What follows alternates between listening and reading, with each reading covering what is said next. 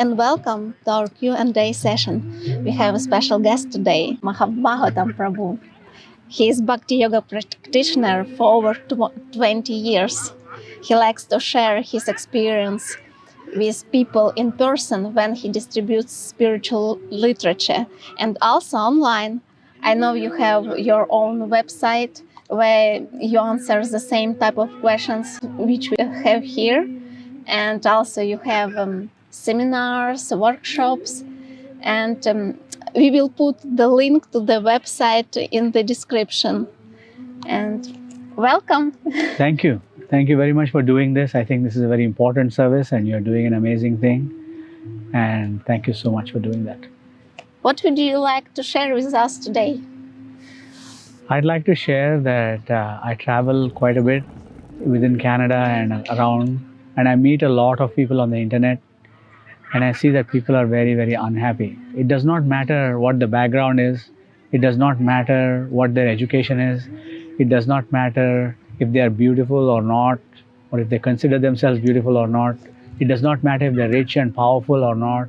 But in general, people are very unhappy, and they don't know what to do to become happy. In fact, the whole world has become basically an avoidance of the present moment. They want to try and forget the present moment as much as possible and always looking in the past or in the future. So I think this is very sad. And I think that a spiritual path, a genuine spiritual path, will actually fill the need that people have and will close the gap, and it will actually make people happy. So my goal in life is to take the spiritual message to as many souls as possible so that they can be happy. You mentioned that we usually live or in future or in the past, but how you can practice to be in present life, in present moment? The problem why we live in the past or we live in the future is because the past, I can talk about the past, we usually have some sort of selective memory where we choose certain moments of our life, maybe a happy moment or maybe a not so happy moment, and we kind of invest all of our consciousness into that moment. So we are actually fighting the past in some cases, and in some cases we are longing for the past. We want that particular situation that occurred to us to come back again right now. And that is one thing that happens. And then, you know, the whole modern world is built upon, but tomorrow will be better, but tomorrow will be better. Tomorrow, tomorrow, tomorrow. But that tomorrow actually never comes. People work so hard, they go to school and university for more than 20, 25, sometimes even 30 years. And they work so hard in their jobs and their careers, always looking for that next thing, you know, and trying that, so hoping for some better future. But, Prabhupada, my spiritual master said, trust no future, however pleasant. So I think that the only thing that we really have, because the past is like a dream, the only thing that we really have is the here and now. And if we actually stop and think about the gift that we have, the gift of life, and if we actually reflect on just that one thing, I think we will be much better off. However, it's actually hard to reflect on that because we don't know how. We have trained so much in going in the past and going in the future that we just don't know how we can be in the present. So my suggestion to everybody who is listening to this is that actually spiritual life is extremely exciting. It's actually very fun, and it's actually something that can be practiced here and now, and it will give you immediate as well as long-term benefit. And you mentioned about happiness, but how we can find happiness and where, maybe where? So in an ancient text called the Bhagavatam, there is a boy saint. His name is Prahlad, and he gives some very beautiful instructions. He says that a person's unhappiness begins the moment they start searching for happiness. So in other words, the living entity or the spirit soul or us, those of us who are alive, are actually already happy. And then when we forget to look at our situation as spirit souls, that's when we start looking elsewhere for happiness, and that's when the problem starts. So the search for happiness is actually the cause of our unhappiness. So we just need to live our usual life, just go to work, I don't know, study and everything, and be happy in this moment. Well, And I that's think all? I think the way how this happens is you don't actually have to necessarily significantly change your activities. You don't have to change your activities. So if you're a family person, then you don't have to not be a family person. If you're a single person, you don't have to not be a single person. If you're old or if you're young, or if you're rich or if you're poor, you don't have to necessarily change those kinds of situations about yourself in order to be happy. The only thing that you need to be happy is to basically refocus your consciousness on that which makes us happy. And we are only happy when we are in a complete harmony with the source of all of us. And we cannot be happy otherwise. It's just like a fish cannot be happy on the land. No matter if you give the fish a very expensive car, or maybe you give the fish a lot of food, it will not be happy until you put the fish back in the water. So we are spiritual beings, and so we will only be happy when we are having a spiritual experience.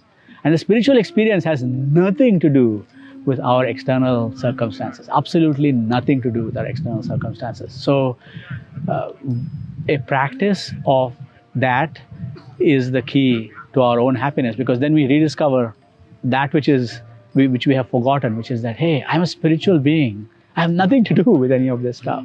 I'm not this mind. I'm not this body. Nothing outside actually affects my happiness, and my happiness is my choice. And when we come to that conclusion, and when we are actually in harmony with that, with our spiritual nature, that's the only way we can actually be happy. And only such people are happy. Everybody else is in some kind of illusion. Could you please give some advice how practically we can try to refocus our consciousness?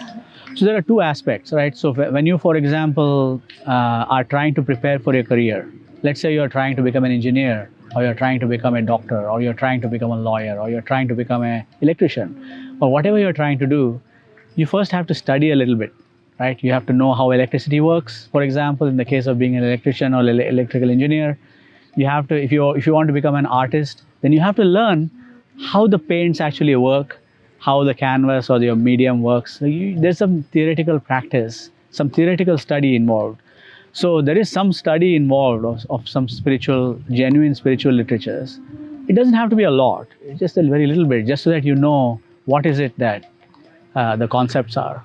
And then, just like in every one of those fields, you study a little bit, and then you practice a little bit, and then you study some more, and then you practice some more, and then you study some more, and you practice some more. And this process of bringing the spiritual study and the spiritual practice together is what allows us to become expert spiritual practitioners. And by the way, happiness is not only when you reach perfection. Happiness is on the journey. So the moment you start your spiritual journey, you begin to feel happiness. It's just like if you're hungry and if somebody gives you some very good food, you don't have to wait for the entire plate to be finished in order for you to start feeling satisfied. You start feeling satisfied with the very first bite. Similarly, when you're spiritually starved, then the very first bites of spiritual nourishment begin to give you more and more happiness. So some of them, practically speaking, are meditation. So for example, I personally chant the Hare Krishna Maha Mantra for a long time every day, but it did not start like that. I only started with chanting for about 5 or 7 minutes per day, and I used to take a break on the weekends. And then I was thinking, I must be a fool, because if I'm feeling happy doing this during the week, then why am I not doing this during the weekends? What am I afraid of? So I started doing that, and I started doing more and more of this. And I found ways to integrate this into my daily life in such a way that it does not actually prevent me from doing my regular duties as a family man and as a professional and so on. So I think reading a little bit of spiritual literature and doing a little bit of practice goes a long way to start with. And there are, do you want me to go into the specifics of what someone can do? Yes, yes. So I would say, please start chanting Hare Krishna. This is something that has worked for me, and it is something that has worked for many millions and millions and millions of people. So try it out, because it really works. And I cannot explain what it feels like, just like I cannot explain to you what salty or sweet means. You have to taste it for yourself. So you have to taste the chanting of this Mahamantra, Hare Krishna, Krishna Krishna, Hare Hare, Hare Rama, Rama Rama, Hare Hare, by yourself. You have to taste it for yourself. And then the other fundamental practice is the eating of spiritual food. So food that has been prepared with love for the Supreme. So prepared with love for Krishna and offered with love for Krishna. And then you can take the remnant. So these two practices, along with a little bit of reading of Srila Prabhupada's books, even as little as 15 minutes or even 10 minutes, will go a long way in uncovering that spiritual happiness that is inside your heart, but is hidden and covered up from you. And you think that you need to get this and that in order to become happy. Does it make sense? Yes, I like this. I know there are a lot of different mantras. What's special about Hare Krishna mantra? There are many, many mantras. Yes, that's agreed. Like there are more mantras. I mean, if you look just at the Vedic literatures, just at the Vedic tradition, and if you just look at one section of the Vedic tradition, that is the Puranas, for example, there are 400,000 verses in this. And each of those 400,000 verses is actually a mantra. You can focus on that mantra and you will get some kind of result out of it. And this is just within the Vedic tradition of the Puranas. And there's the Upanishads, there's the Samhitas, there's the Vedas, there's like tremendous, and each of those is a mantra, by the way. And there are so millions of mantras just in one tradition. And then there are mantras coming in from the Christian tradition. There are mantras coming in from the Islamic tradition. There are mantras coming in from the Jewish tradition. It's just completely mind-boggling. But a lot of these mantras, especially the mantras from the Vedic tradition, require a lot of preparation and a lot of rules and regulations. So for example, certain mantras, you have to be wearing wet clothes when you're chanting. Certain mantras, you cannot eat when you're chanting those mantras. Like you have to be fasting, for X number of days. Certain mantras, you cannot live in society, for example. Different mantras have very different rules and regulations. But the Hare Krishna Mahamantra is like the mother mantra, When you go to your mother, for example, in most normal situations, you don't have any preconditions. Your mother doesn't ask you, have you taken a shower? Huh? Are you wearing clean clothes? She just accepts you as you are, right? So similarly, this Mahamantra actually accepts you as you are. And helps you to rise to the spiritual platform. And it is a recommended way, by the way, in this age of Kali to chant this Mahamantra. It's mentioned in the various scriptures. There are many, many scriptural references for this. At least I know of at least 100 scriptural references to this Mahamantra. But one of them, which is the most famous, is called Hare Krishna, Krishna Krishna, Hare Hare, Hare Rama, Rama Rama, Hare Hare, Iti Namnam Shodashakam, Kali Kalmashanashanam, Nataha Paratorokaya, Sarva Vedeshu Drishyate, which means that in this age of Kali, which is the age of quarrel and hypocrisy and war and all kinds of nonsense, there is actually no other mantra that works better to help us to counter the ill effects of this age of Kali, which is to help us, to make us forget. The age of Kali forces us to forget who we are, and it causes us to be who we are not. All these other designations that we put on. The Hare Krishna Mahamantra is really effective. And, empirically speaking, you can say, I'm going to try out every other possible mantra there is, but actually our lifetimes are not that long, and there isn't a lot of time to try out every single different thing, right? So everybody understands, for example, that blind belief is bad, right? Blind faith in anything is terrible, right? You create fanatics, you create terrorists, you create all kinds of stuff, right? But also blind doubt is not good, right? If you keep on doubting every single thing that you hear without any reason for you to doubt it, then that is as bad, or actually worse than blind faith, because blind faith might actually produce some good benefits in simple-hearted people. But blind doubt produces equally bad, horrible results, even in very smart people, in very bright people. So this is so try it out. Like, it's worth trying out. Please try it out. You mentioned about spiritual food. What does mean spiritual food? See, the world, people say that the world is not fair, get used to it. Right? But actually, the world is extremely, extremely fair. It is so fair that you don't want it to be that fair, right? Like, and this fairness, the law of fairness of the universe is called the law of karma, or the law of actions and reactions. So if you do something, right, it's also summarized in the physics world as the law of Newton, which is every action has its equal and opposite reaction. So every action that we do in the material world actually has a reaction, no matter how insignificant that action might be, right? For example, if I eat something, that means whatever I eat, especially I can say, okay, I'm not eating meat, okay, I'm not killing any sentient being. I'm just eating rice, I'm just eating wheat, I'm eating a salad, right? But all of these are actually, they have life. So, you know, the famous saying, an eye for an eye, a tooth for a tooth, a life for a life, right? But this is not meant to be done by us. It is the law of God. So when I take the life of that lettuce, then I must pay him back with my own life, right? So it creates an endless cycle of karmic reactions and debts from so many different living entities. I have to take a birth as a corn, I have to take a birth as a potato, I have to take a birth as a tomato, I have to take a birth as all of this. So that is the law of nature, right? You cannot escape it. You can choose not to believe it, but you can also choose not to believe in the law of your land, right? Just gets you in jail, right? So similarly, the law of karma means we try to take whatever it is that we need for our sustenance and we offer it as a sacrifice to Krishna, to the Supreme, to Krishna. And when we do that, we are not doing this for ourselves. We are not like, oh, I'm feeling like eating this, so I will make this and I will just offer it as a matter of formality to Krishna. But actually seeking to please Krishna with all our hearts and all our being and all our consciousness. When we do that, that karma then gets removed because we are not acting for ourselves, we're acting for the Supreme. It's just like a soldier who is acting for their government, and even if they happen to kill in the course of their duties, they are not punished for that killing because they acted in the, like a policeman or a judge. A judge says, this person should be sentenced to 20 years in jail. But the judge is not punished for sentencing that person 20 years in jail.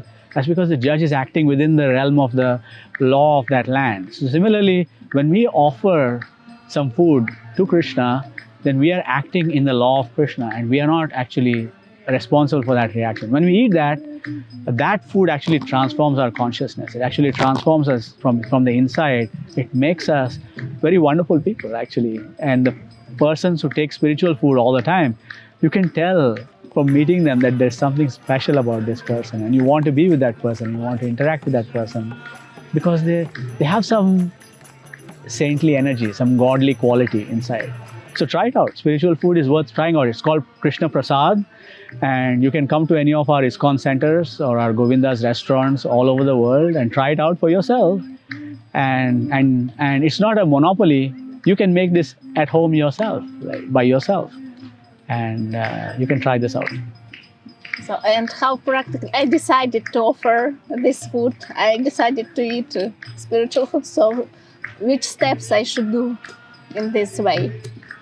So you go to the supermarket or to your farmer's market or to your backyard, wherever you get your food from, and you say, okay, what does Krishna like? Okay, what will Krishna like? Okay, so will he like this? Will he like that? So basically try to figure out what is the best thing you can do to please Krishna, right? And keeping into account, of course, your own financial situation and your health needs and so on and so forth. There are certain foods that you can offer and certain foods that you should not offer because Krishna just doesn't like them. Even within the vegetarian foods, we don't offer foods that contain onions, like garlic and all of its relatives like leek and other things. And we also don't offer any mushrooms. We also don't offer anything that contains some chemicals like caffeine in it, right? So we don't do that as well. So we cook. We go to the supermarket, we buy the ingredients for Krishna, we prepare the ingredients for Krishna thinking that the Supreme Personality of Godhead, the Lord and Master of the entire universe, the person who is served by millions and billions and trillions of souls who are far more qualified than me, is going to eat this, and how can I make it the best possible way? How can I make it just so, how can I make it so that it's pleasing to Krishna? And then I cook this with that consciousness, and then I offer it. You can make a special plate for Krishna. Think about Krishna as a very special, loving, honored guest, like maybe your favorite, grandparent or somebody very dear and respected to you, and then offer that, in front of a picture of Krishna. You can learn some mantras, but that is later. It can come later. Just start offering your food, and then empty all of that food into your own plates. Wash Krishna's plates. Give him enough time to eat, like close the door and give him enough time to eat, and then taste it. And you will. I'm guaranteeing you that you say, I made that. No, I did not make that. What is this thing? It is not something that I can cook. So it's a fact. When you offer your food, the food completely changes in quality, and you can experience this more and more and more. And you can tell this, And if you make your diet 100% on Krishna Prasad, then you will find that you will be increasingly happy every single day, without stoppage. And there is no limit to your happiness when you do this. Chant Hare Krishna, take Krishna Prasad, and then you can think about the other rules and regulations that will enhance your chanting of Hare Krishna, and that will enhance the quality of the Krishna Prasadam that you can prepare and take. You mentioned about mantra meditation, and I won't try this. So what should I do? Just chant and... So the mantra is Hare Krishna, Krishna Krishna, Hare Hare, Hare Rama, Rama Rama, Hare Hare, and you can post that mantra. Mm-hmm. So what we normally do is, sometimes people think that when I love somebody, then I don't want to count. I want to just love that person. I want to love God. I don't want to necessarily measure how much I'm chanting. But actually, I'll tell you something. When you really love someone, right? Like, let's say you have a very loved person that you're taking care of. Let's say it's your child or your pet, and you're leaving this child or your pet with somebody else, right? And when you're doing this, what kind of instructions do you give that person, right? Do you say, okay, don't give my grandmother this particular food because this is not good for her health, right? Don't give my dog this particular kind of thing, or don't let him do this. Don't let my child eat sweets just before going to bed, right? You give very detailed instructions. So similarly, our great teachers, or acharyas they are called, have given us instructions that you should chant with numerical strength, okay? And what we do is, we use these chanting beads that look somewhat like this, right? And you can get your own, right? You can get your own. They have 108 beads on them, and we can physically teach you how to chant. Like, it's not very hard. It's not, but one round around those beads, that is 108 repetitions of this Maha Mantra, is called as one round, right? So our acharyas, specifically our Sanatana Goswami, who is one of our great acharyas, he instructs that you chant with numerical strength. So what does numerical strength means? It means chant at least one round every day, or 2 rounds every day, or 4, or 8, or 16. 16 is actually the minimum recommended by our teacher, Srila Prabhupada, but that is only a minimum. There is no maximum. There are many devotees, many great saints who have chanted, 32, 64, even 192 rounds every day. And depending on your capacity, you can chant, start with 1, 2, 4, 6, 8, 12, whatever, however much you can invest into this. But make sure that that's your daily minimum. Don't eat or sleep before you do that, for example, right?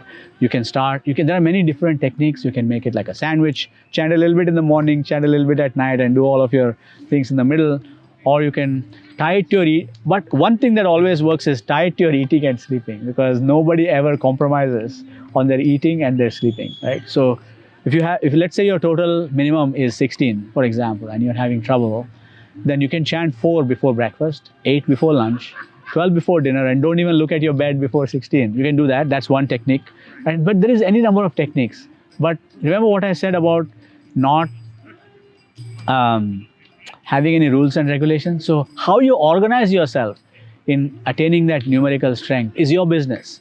Nobody is going to necessarily put any strictures on you. Though some practices are better, than others. So for example, chanting early in the morning is better than chanting it late in the night. But chanting somehow is better than not chanting at all. Right? So depending on where you are, you can start anywhere and you will feel this. So we can show you how this chanting of the Mahamantra works. And even if you cannot do one round, for example, let's say you say one round is too much for me, I can't do 108 repetitions, then do 3, do 10, do 15, do whatever you can, but don't go back from your basic minimum. And you will see that this chanting, as you keep chanting, actually naturally increases, and that you will feel from inside that I want to increase. And this is something that you can try out. Does it make sense? Was I clear enough? Yes, I just want to ask, how much time usually do you spend for mantra meditation? How much time I spend is not going to help you. So you just need to make a decision how much time you want to spend on it. So if you have 2 minutes, then spend 2 minutes. If you have 5, then spend 5. If you have 4 hours, then spend 4 hours. Right? Like there is no upper or minimum. And I'll tell you something, that actually how much somebody is doing is actually between them and God. Nobody else needs to necessarily know about that, unless it's important for that person to know about it, for example. So yes, I can tell you one thing is that I used to chant 1 round a day. I chant a lot more than that now. Right? 20 years ago, I used to chant 1 round a day only on weekdays, but now I chant a lot more than that. So, but I don't feel. There is a verse in the Bhagavad Gita which is that spiritual life is joyfully performed. In the 9th chapter of the Bhagavad Gita, you will find this verse that says, Susukham kartum avyayam, pratyakshavagavam dharmyam, susukham kartum avyayam, which means that you will feel it for yourself and it is joyfully performed. Right? It's not something that you have to force yourself necessarily to do. Though sometimes it might be necessary, just like a sick person has to still eat their minimum required amount of food in order to get healthy again, even if they don't feel like eating. Similarly, you might have to sometimes force yourself, but in the long run, it's going to become more and more fun. It's like, when do I get to chant? When do I get to chant? In the beginning, it might be like, I've got to chant my rounds. And later on, it becomes like, when do I get to chant my rounds? Like, I have so many other things to do, but when do I get to chant my rounds? I know that there are certain devotees I know. So, for example, my Guru Mata, she is very busy throughout the day, extremely busy. There are hundreds and thousands of people making phone calls to her, and she's coordinating so many different services. So, when she wakes up to chant her rounds, she wakes up at 12:45 a.m. because nobody else is awake at that time to bother her or give her a call or disturb her. So she chants a lot more than 16 too. So her thing is, when do I get to chant? Oh, this is the only time I can chant. Then I will wake up at 12:45, no matter when she has gone to bed, by the way. So like this, you will also experience this. It's not something that is secret. It's not something that is reserved for just a few people. It's not something that you have to be, born of some divine birth to experience. Every single living entity on this planet who has a human form can experience this if they only try a little bit. And they'll feel very, very happy. So it's absolutely guaranteed. So if you try it, you'll feel very happy. And if you don't, please allow us to serve you. Then we will figure out what we can do to make it work properly for you. Is it a big difference between the 1 round and 16? Yes. So for example, let's say you're in a relationship, okay? A man or a boy is in a relationship with a girl, or the other way around, right? So let's say that there's a division of labor between them, and the woman says, I will take care of the home front, you take care of the earning money front. Okay, and the man says, I will work 1 day a week only. Okay, and you better make everything work with my 1 day of work salary. It might work for some time, but eventually the girl or the woman will think, I wish he worked 5 days a week like everybody else. Then we could actually afford to eat every day, for example. So 16 rounds is actually a concession. In the pure state, we never stop chanting. This Hare Krishna, Krishna Krishna, Hare Hare, Hare Ram, Ram Ram, Hare Hare. this becomes an internal meditation that you're constantly chanting. Right? In fact, in the Bhagavad Gita, Krishna says that Satatam Kirtayanto Maam. Satatam means always, every single moment. Whether you're sleeping or whether you're awake, you're constantly chanting. So because we are not at that stage, because that level of love has not yet been reached, so there is a minimum standard set up for us just to keep our necks outside of the water of material suffering, just enough to keep our necks outside. So if we practice this minimum 16 rounds, actually in many traditions the minimum standard is 64. In some traditions the minimum standard is 32. But Srila Prabhupada, our teacher, was very kind. He recognized the ill effects of the modern age and the lack of time and so on, and he basically made this concession. But he said no less than 16. So 16 is the absolute minimum that we have to get to. And but once we get there, you will see that you will go beyond 16. Like you won't stay at 16. You will you just love to chant more and more and more. Right? And both of them will go together. You're chanting and your service, and you're chanting and your service, and both of these goes together, and your life becomes an endless spiritual adventure. Every moment, every single moment. So the recipe for spiritual life are mantra meditation, Chant Hare Krishna, spiritual food, Krishna Prasad, and you mentioned about spiritual literature. some spiritual literature. Yes. I can understand that there are a lot of spiritual literature, but like a new person, from which book I can start? So you can start from the Bhagavad Gita as it is, by His Divine Grace Srila A.C. Bhaktivedanta Swami Prabhupada. You can read as little as one page every day. Even that much, even that little bit is going to help a lot. There are many wonderful spiritual literatures, and certain spiritual literatures require a little bit of preparation. Like my spiritual master has told me that you read this a little bit afterwards, after you have read this. So there are 4 fundamental books that all aspiring spiritualists should read. The first one is the Bhagavad Gita as it is. The second one is called the Nectar of Instruction, or originally called the Upadeshamrita, and translated as Nectar of Instruction by Srila Prabhupada. The third one is Sri Ishopanishad, or that Upanishad which brings us closer to God. Sri Ishopanishad is the third one. And the fourth one is a very wonderful text called the Nectar of Devotion. Originally, the big book is called Bhakti Rasamrita Sindhu, but Srila Prabhupada summarized it as Nectar of Devotion. So reading these 4 books and staying in touch with those books throughout your life, never letting them go, is a sure recipe for success. And then there are the other books that come in, like the Srimad Bhagavatam, right, and many other books, the Sri Chaitanya Charitamrita, and many other books that come in. But these 4 books, the Bhagavad Gita, the Sri Ishopanishad, the Nectar of Instruction, and the Nectar of Devotion are 4 books that we should never let go of. We should read and reread and regularly read, because I have been reading this Bhagavad Gita for more than 20 years, and I have read 15 different editions of the Bhagavad Gita before I read this one. But after I read this one, I never had the need to read any other Bhagavad Gita. And every time I read the Bhagavad Gita, I actually understand something new that I did not actually realize before. So it's an unlimitedly deep spiritual literature. And if all of these literatures are published by the Bhaktivedanta Book Trust and written by His Divine Grace Srila A.C. Bhaktivedanta Swami Prabhupada, but he did not write them in the sense that he brought down something that is coming since time immemorial in disciplic succession. So this is not his invention. This is not his own concoctions. This is not his own stuff that he has brought up to us, but he has just taken everything very purely and just passed it down to us. So if we can read these 4 books and continue to read them again and again, we will get lots of benefit.